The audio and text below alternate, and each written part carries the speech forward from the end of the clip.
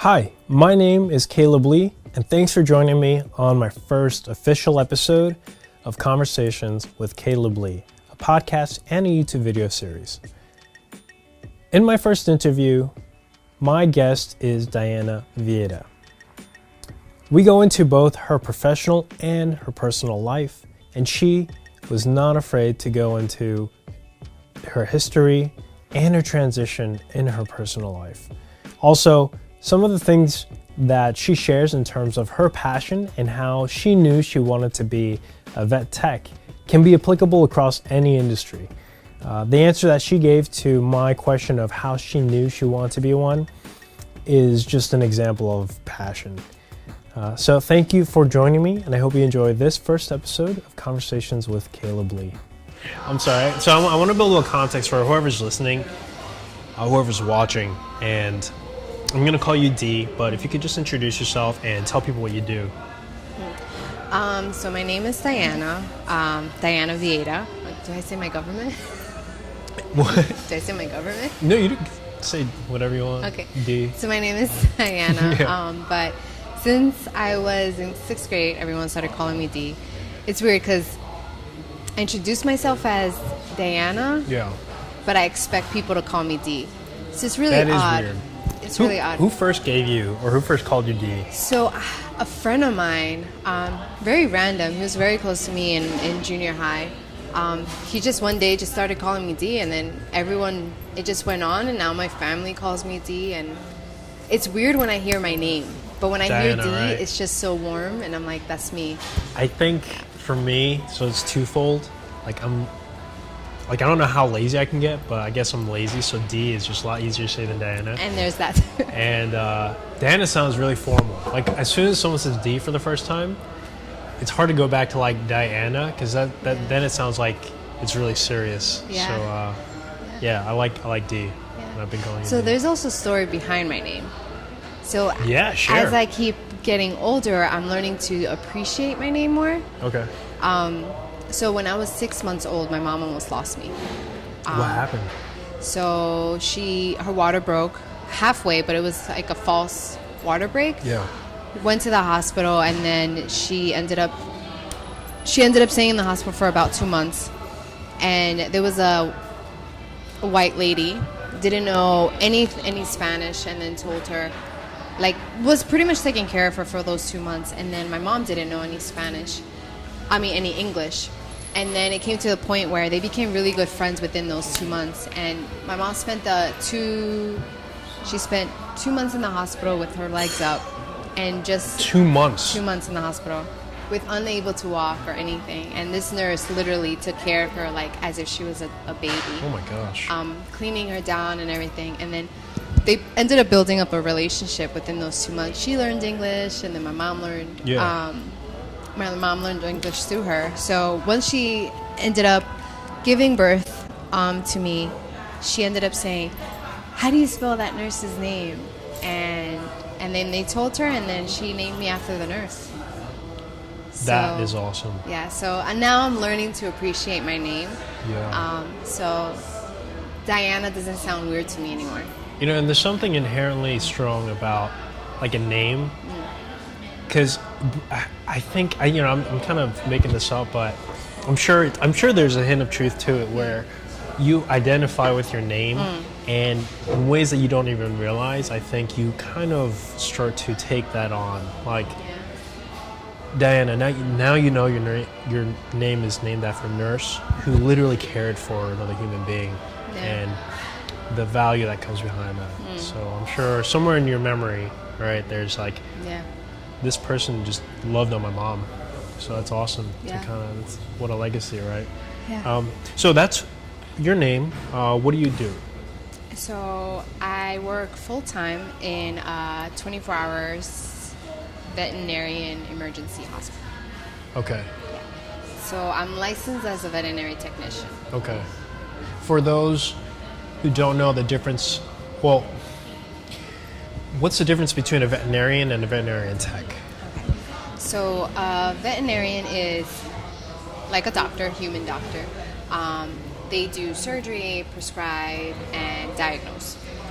So what sets us apart is I can't do any of those three. Say those three again? Diagnosing, prescribing medication, and doing surgery.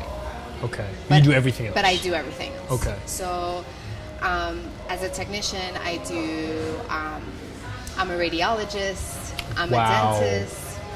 In a way, I'm a dental hygienist. I'm an anesthesiologist in a way. So I do a little bit of everything. Gotcha. Yeah. That's a lot. Yeah. When you say so you do X-ray stuff, you clean their teeth, or you do actual dentist stuff, like if they have a rotten tooth, you have to. Dental X-rays we do too. Dental X-rays too. So that's a pretty broad range. But yeah. Why did you become a vet tech and not a veterinarian? So,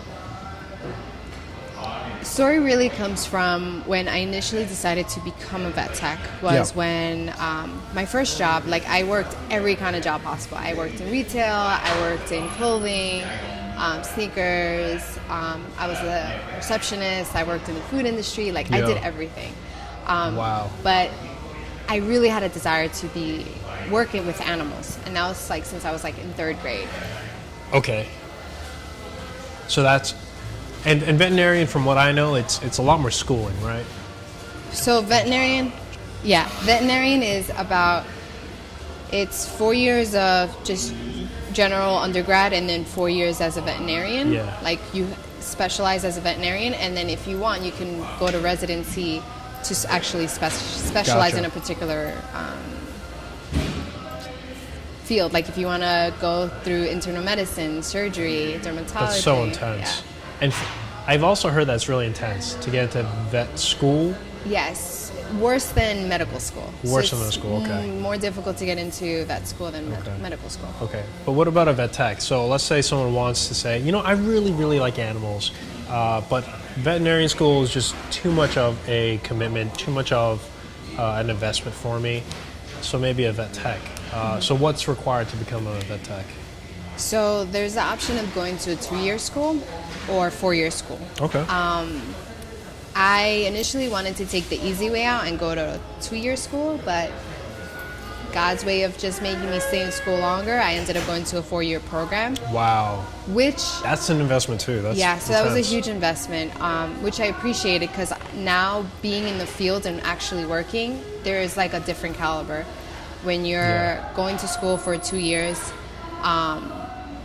and going to 4 years, they just expect more and they train you better. Okay. So just like with anything, like the more schooling you do, the better equipped you'll be to be out in the field. Right. That makes sense. Yeah.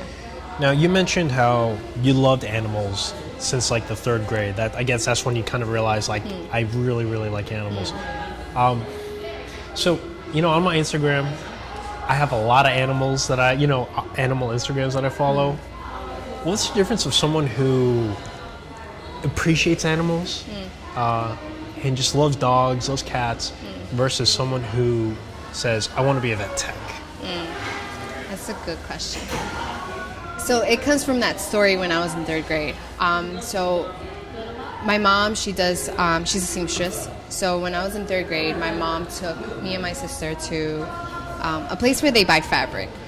And then we went to the backyard, me and my sister, while my mom was like checking out some fabrics. Yeah. And then outside in the backyard, I saw maybe about 6 inches long. I think it was a rat.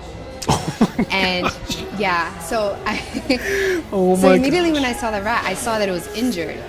And at that time, I was like, I want to take care of it. What's going on with it? To this day, I don't remember what happened, but I remember going in, like I was only like, I don't know, how old are you when you're in 3rd grade? I don't know. I was in 3rd grade. Yeah. And we just came from McDonald's, so I had Happy Meal box. And then I put a bunch of napkins in my Happy Meal box. Yeah. Put a bunch of napkins in my Happy Meal box, put the rat inside, and then... Did your mom know? No, she didn't know. She would not let you, she knew. No, so we drove home. And then my sister is in the front seat, and I'm in the back seat, and I'm like taking care of the rat. I mean, I don't know what I did to it, but taking care of the rat, and then my sister knew about it. Yeah. She kept looking over. She's like, what are you going to do with it? I'm like, I'm going to take care of it. I'm going to make it better so I can free it. And then I went to school the next day, and then I was showing all my friends, but there was this one little boy named Michael who I didn't like. Oh, Mike. And he snitched on me. He told the teacher I had something in my bag that I shouldn't have. And then my teacher got involved. I got sent to the principal's office. In the principal's office, they told me, "Why are you here?" I opened my bag and I showed my rat. At that point, I don't remember if it was dead or alive. Oh my gosh. I pretty much got suspended. My parents picked me up, and then my dad, I was hysterically crying, and then he's like, "Why are you crying?" I'm like, okay. And I'm like, because they took away my rat that I was going to care for. And then he's like, "You don't care, you're suspended." I'm like, "No, it's because I wanted to take care of him." And then from there, I was like set on like, I want to become a veterinarian. So if you're willing to care for a rat when you're in the 3rd grade, I would say that's a pretty good standard for whether someone wants to know if they want to become a vet tech or a veterinarian. Yeah, that's because I remember my first experience with a rat was in my garage. And I screamed. Like, I almost never scream, but I remember screaming. And I think I was holding, like, my shoe in my hand. I threw my shoe at it. Oh, no. I know. And, that was my initial reaction. It was not loving and nursing a rat. That is such a good answer. So if anyone ever hears this and they're wondering whether they want to be a veterinarian or vet tech, do you love on rats? All animals. All animals. I guess so. That's a great answer to that. Okay, so what would you tell someone who's considering becoming a vet tech? Biggest thing, if you're doing it for money, don't come into this field. You really have to be passionate in what you do, knowing that it's not about what you're getting out of it financially, but it's really what you're putting in. I really believe that an animal is a creature and we should take care of it, and just as much as we should take care of people, animals have been given to us to take care of. What a mentality. And I believe biggest thing is if you're passionate about it, do it because you care, and you're pretty much giving a voice to animals that don't have one, and you can take care of them in that regard. Okay. Yeah. That's really personal. I mean, I don't, because I guess what you're doing essentially is like if you have a dog and you're loving on that dog and you see there's a sense of responsibility, if someone has that kind of heart, right, desire, not just for a dog, a cute dog, but like a rat or whatever animal there might be, because you're right, like I don't think people really think of it that sense where you are in a position of power over that animal. You can literally take its life if you wanted to. Yeah. So that's actually a pretty good way to look at it. Awesome. What are some common misconceptions about being a vet tech? Like what, I guess, so a little bit more specific, your day schedule. Now you just told me before I started recording something about being on call. Like what is that about? Yeah. So in my specific position at my job, I'm a surgery technician. So I'm actually in the surgery suite, but I'm the one monitoring the anesthesia. Okay. So I'm making sure that the animal stays alive during the procedure, getting all the pain medication needed, and not waking up or dying. So you're saying day to day? Or like on what would a day look like? Yeah, just because, you know, it's easy to say, oh, okay, she's a vet tech, and just think, oh, yeah, you're playing with animals all day. But, like, what does it actually look like? A day like today, I mean, just coming from work. Today we saw, like, appointments. So our appointments are our clients, which are the animals. So we're getting all the information from the client. So as much as information that we get from the client is the best understanding that we'll get from the pet. Say that one more time. So we're trusting the owner to give us the best information they can give us so that we can better care with the patients. And I work with surgery, so the ones that typically come in, if they're hit by a car, if they have seizures, if they get bit by another dog, if they break a leg, so many things. So we see our clients. If they need immediate emergency, we go straight into the OR, the operating room. And then on call, what that means is just like with human doctors, if there's an emergency surgery that came in and got hit by a car and like abdomen is full of blood and like we have to go repair something, they'll call the surgeon and they'll call me in, and then he'll be the one operating on the animal and making sure whatever happened is fixed, and I'm the one making sure that he makes it through the surgery. I hope you get paid like really good overtime. So yeah, we get paid double. Good. And we get paid overtime for that. So it's worth getting called in, but ideally you don't want to, because the next day you have to work. Yeah, and you know, I don't think people realize, like, that's essentially, if you were in a relationship, if you're married to someone, it's like you're married to a doctor, because it could be on call, and you have to get up 3 in the morning to go help out with the surgery. That's intense, because you're not even a veterinarian. You're a vet tech helping out the veterinarian, but the same level of commitment that goes into it. Yeah, exactly. That's brutal. Yeah. Okay. Good to know, because so that, like, my idea, my rosy idea of you just, you know, giving a dog a shot, and I'm sure that happens all the time too, but there are times where you're on call. Yeah. Okay. We're gonna switch gears. We're gonna go into your personal life. You okay? Yeah. We're gonna switch gears. We're going to your personal life. So you did mention before, earlier when we were talking, that the reason why you're still a vet tech has to do with your beliefs now. Can you go into that a little bit right now? Okay. So a few things come to mind. One is, so I'm a Christian, and the misconception that a lot of people have about vet tech or the veterinary industry is it's very looked down upon. In many ways, if it's subliminally or even like, oh, it's a profession and it's not highly regarded, which is disappointing, because there's so much that we do. But I get it, because yes, I believe 100%, and the Bible also explains that human beings are far more greater and more worthy than animals. I agree with that. But like I was sharing earlier, was that God gave us animals also to take care of and look after. But I think specifically I think about it as a mission field, because I'm not only working with animals, but I'm constantly involved with humans. Like, I'm constantly speaking to them, interacting with them, and this is a field that a lot of them aren't Christians. If anything, in my entire workplace that is maybe over 50 people, I'm the only Christian. So I look at it as a place where I can really reach people that don't know Jesus Christ, that don't know the good news of Jesus Christ, and it's a place that I really take advantage in my work field of, a place that God called me to go into.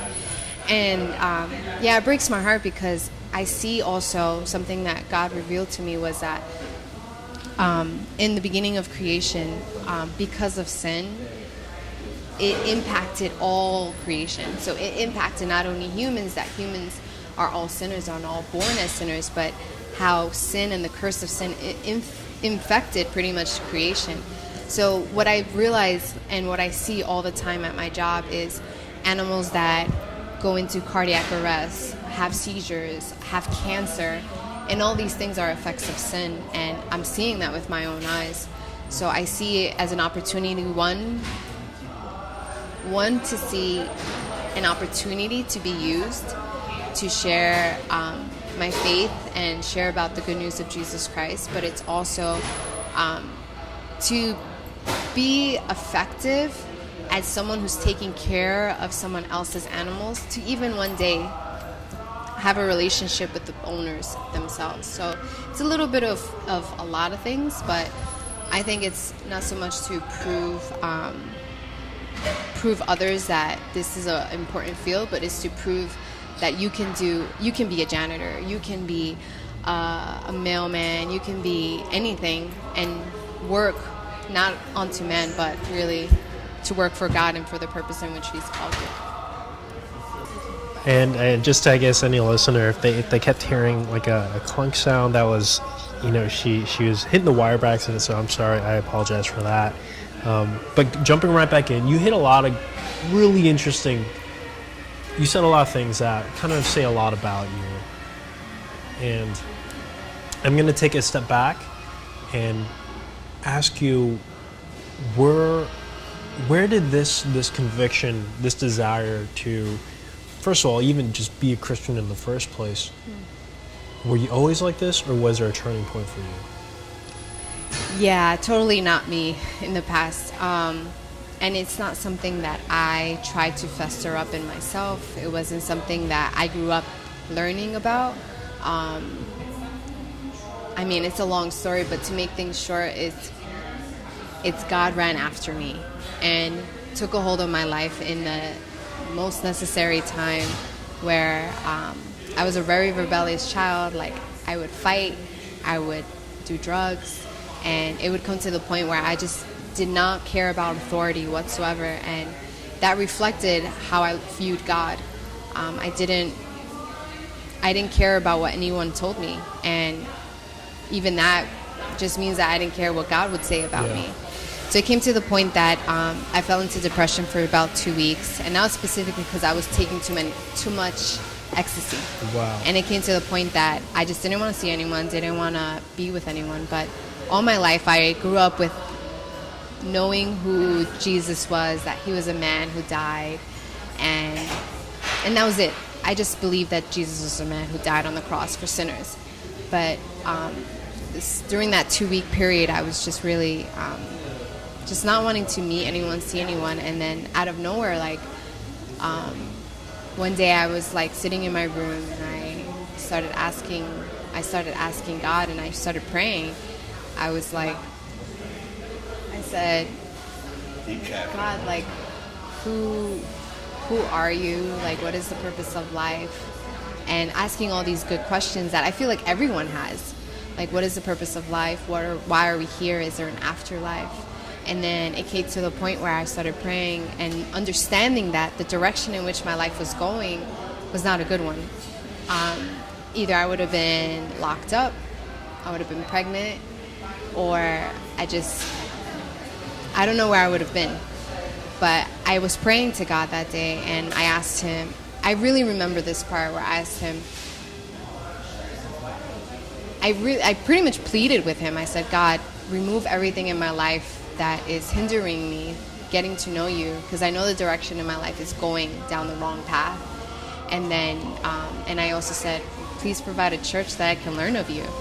And I didn't know what that meant. I just knew that people talk about God in churches, so I just wanted to know. Wait, yeah, so in that moment, in those 2 weeks, if you could just go back to, why did you turn to praying? I don't know, actually. I think it's because I felt alone.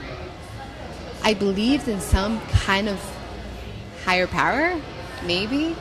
I didn't believe that we were just here by accident. And I think the questions made me consider, is there a God? And if there was a God, I was testing to see if he would listen. Okay. Maybe. I'm not sure, but yeah. And then you said that prayer, and then what happened after this? So, by God's grace, like, I didn't stay in depression. Like, life kind of continued, but little by little, like, I just got disconnected from my friends. Like, we just didn't talk anymore. It was nothing wrong happened. Like, we just lost connection. I didn't have a desire to go out anymore, because I used to party a lot, drink a lot, smoke a lot, take a lot to eat, and just all that kind of went away. And that was my first year in college. And it was hard because it was first year in college. Yeah. Didn't have anyone I could really talk to, so I was just like, all right, let me just work. And yeah, and then literally what I prayed, he removed. And wow. My old manager from high school called me one day, and he said, hey, do you want to come work for me? I was like, sure, I want a second job. I went and worked for him, and in high school I didn't know he was a Christian. But this time he told me he was a Christian. And then he just started. Well, when he reached out to you, and after you said that prayer, how long was that? So I was in high school. I was junior, sophomore or junior. Okay. In high school, so maybe a few years in between. Okay. Yeah. And he reached out to me. I worked with him, and then I was praying the same thing, like God provided church. And then one day he invited me to go to his church. Wow. There are a lot of people who call themselves Christian, and then, you know, you start off this kind of personal note by saying the reason why you're in this field is because it's such an unreached field. It's easy to find Christians who don't have that kind of mindset. And I guess where I'm going with this is, you know, what was it a gradual desire that kind of grew in you to want to start to, I guess, share this revelation that you had? Or was it kind of overnight? You're like, okay, this is it. Now I got to go and spread the word to people. I think it took time, because in the beginning I didn't know what I really believed in. I was kind of maybe testing the waters and trying to understand what Christianity was. But this one time, I think that made it 100% clear as to why I was in the field was when this lady who was a Christian came to my job. Her cat passed away, and then I was just talking to her, and then the more we were talking, I was asking her if she wanted the ashes back. She's like, no, I don't believe in that. Like, he's gone. I don't have to remember him, like, physically anymore. And then we just kept talking, and then as I kept talking to her, I was realizing she was a Christian by how she sounded. And then I asked her, I'm like, are you a Christian? And she said, yeah. And then I started talking about my faith a little bit, and she's like, you're solid. You're born again. And then I was like, yeah, because I started sharing my testimony a little bit, and then she immediately knew I was a Christian. Right. And then from that, the encouragement where I was like, why am I still in this field? I believe God through her she ended up encouraging me in the time where I most needed. She started telling me, you know, it's amazing what you're doing, and the fact that it was during the time when we were putting her cat down. I was there for her, and she's like, what you're doing is an amazing thing, because these are the times that people most need someone to be there for them. And then she encouraged me. She's like, this is a place that you can really reach people. And I think that was a pivotal point. This was maybe 7 years ago. That was a pivotal point that made me look at work differently. And it made me realize also, as I read the Bible, that there were tax collectors. There were so many different people in different fields. But just as he takes them out from the world, he sends them back differently. And I feel like that's what he did with me. What do you mean by that? Like, he takes, for example, the fishermen. Okay. Like, he takes them out of fishers as fishermen to send them back as fishers of men. Right. And that was kind of the same thing he did with me. Gotcha. So, but just with a different perspective. So now I see my job as a place that I just want people to know Jesus Christ. Yeah. So you mentioned it wasn't drastic. It was more gradual. During that period, I'll bring it into context with those 2 weeks, and then you started praying, and then now your first year in college, and that manager reaching out to you, and you becoming a vet, having that conversation with that lady. This spans over a couple of years. Yeah. And this question I have is, you know, what were some of the hardest transitions for you now that you've realized that you're a Christian now? So over those 6 years, how did you kind of come to grips with that transition? Transition was most difficult, I think, was the lifestyle. Though he was slowly removing the desires of going out and drinking, I still wanted them. Like, there wasn't a desire, but it was like a fight that I was going through. It was a fight of like wanting to still spend time with my friends, but not drinking. So I would compromise where I would go to the bars and I would say not drink. Yeah. And it's like, I'm just gonna share about Jesus Christ and talk to them at the bar. Yeah. And it would be that kind of thing. So I would try to compromise a lot to not lose what I had. Yeah. And I think my fight and my battle was that. And I realized like I had to sacrifice those things to really follow Jesus Christ. Wow. Yeah. Wow, that's cool. That's cool. I mean, I say that's cool because the fact that now these desires are gone, and now you wanted to evangelize in a bar. Like, not many people, I feel like, have that kind of mindset. They're kind of standoffish about certain, I guess, areas. But that's why I think that's cool. How do you reconcile investing in heaven while also maximizing your life now on earth, here?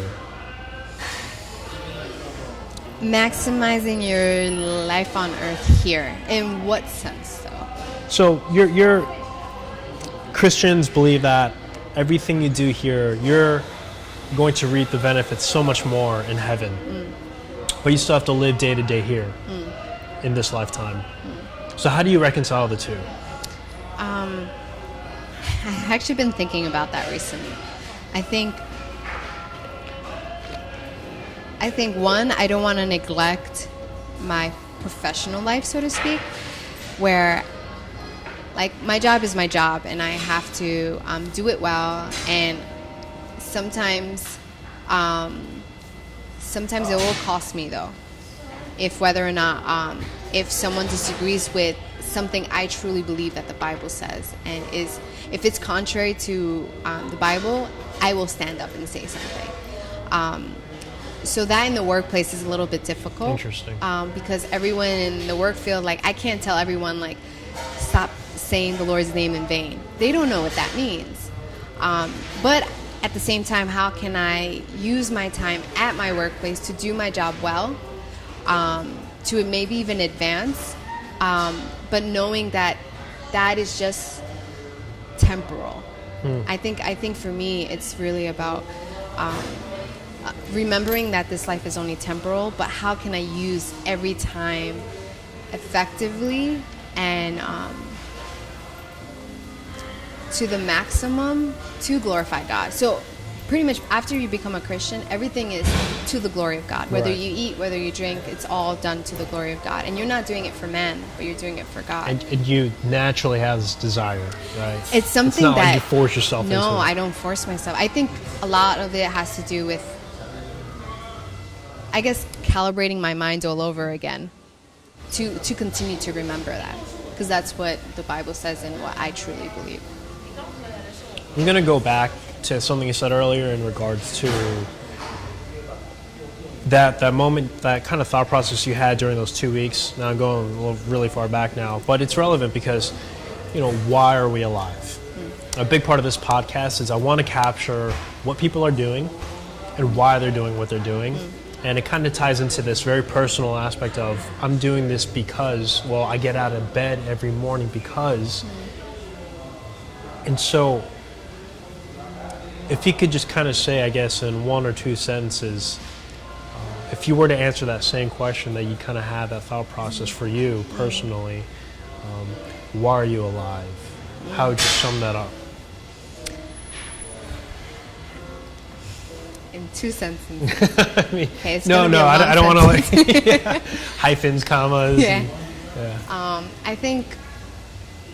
And, I believe that, one, I'm alive because I'm alive so that I could be redeemed. That's one. And I'm also alive that through the means that God has given me, whether it's work, whether it's family, whether it's friendship, so that I can share the gospel of Jesus Christ so that they too can be redeemed.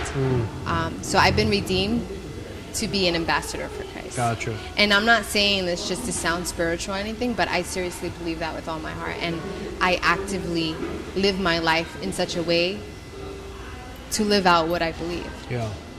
I'm going to throw a curveball at you now. What if you met a Muslim who had just as strong convictions about what they believed? In that kind of dialogue, and you respect the person, how do you, in your mind, how do you categorize that kind of, this person believes just as strongly as I do about what I believe? Yeah. I mean, I would ask a lot of questions. first and foremost, I would say, is our hope only in this life only? Because I'm not just redeemed to share the gospel, but I'm redeemed and I'm preparing for something greater. And as a Christian, we believe that eternity is coming, whether it's heaven or hell, and I'm waiting and I'm preparing for that day, and I'm secured. But so then the question I would ask to the Muslim is, how do you know that you're saved? How do you know that that Allah can save you? Do you know if He loves you? You never know for certain. You don't know. There's no security in your destination. So that's how I would respond. I would ask a lot of questions. Sure. Yeah, and I think that's important, to really just have that dialogue and talk with the person, get to know the person, and not just not just an interrogation, but tell me about your story. Why do you believe what you believe? And I think that whole process, and showing respect, I think that's the biggest thing that a lot of Christians might forget sometimes, because they're so strong and convicted about their beliefs. And this could be anyone. You could be an atheist or a Muslim or a Christian, and you can be rude about it. It's different when you have a conviction and you really want the other person to know it versus shoving it down their throat. I agree. And I think, that's something I look forward to, doing these podcasts. I want to meet people with different beliefs and in the same light, ask them a lot of questions about it. Because ultimately, if you think about, man, like we're all just like this life that we're living, it is temporary. Time goes by so fast, and there's beauty in it, despite how broken this world is. You're talking about that earlier. Even animals have cancer, or even animals that experience physical ailments, but even more so much with people too. I want to thank you so much for really going in. You shared a lot about your past, and it takes a lot of courage to do that, especially when you're being recorded like this on camera and audio. And I think it really does give that much more conviction as to what you're actually sharing, what you believe in, and why you're doing what you're doing. So, Dee, thank you so much for this time. I do have one last question, and it's two-part. It kind of wraps up your professional life and your personal life. And no time limit, no limit or anything like that. Ultimately, so two parts. What advice would you give to someone who wants to be a vet tech? And the second part is, what perspective would you give to someone who's thinking about Christianity? I know they're like completely opposite ends of the spectrum, but maybe you can tie it together. Okay, to someone who is curious or interested in possibly pursuing veterinary technician, it's hard work. It's gonna take a lot of your emotional, mental, physical. It takes all of you. Like I'm telling you, it takes all of you. With dealing with people, dealing with animals, not to get fatigued and because we euthanize animals, we see the effects of them getting sick and not unable to do anything. So I would say really consider if you're passionate about doing it, and if it's not about the money, go for it, but know that it's going to cost you. It's going to cost you everything, and and press on when it's tough. Because I think it's a field that unfortunately is very high in suicide rate, just because the toll that it takes on, specifically veterinarians, but it takes a huge toll physically and emotionally, if anything. So just consider if you're passionate about it and you want to make a difference as a tech, be the best one you can be out there. Sure. Yeah. Awesome. And then for a Christian who's curious about it, ask yourself the same questions. Ask yourself, where did you come from? What is the purpose of life? Is there morality? Is there such a thing as morality? Who sets the standard? And where are we going? Because Christianity is the only religion that answers all of them. And not only that, it's a religion of not works. You don't have to do anything to try to make yourself better or prove yourself to God. It's God sending his one and only son to die on your behalf, and resurrected, for you can have life, and it's coming up again soon. So I would say just think about the hard questions. When you're finding yourself that you can't answer this question and nothing else answers it, turn to the Bible, read Romans. It's going to explain everything there. So I think just ask yourself a lot of questions, and don't undermine when it brings you to the Bible or it brings you to pray. And then just pray.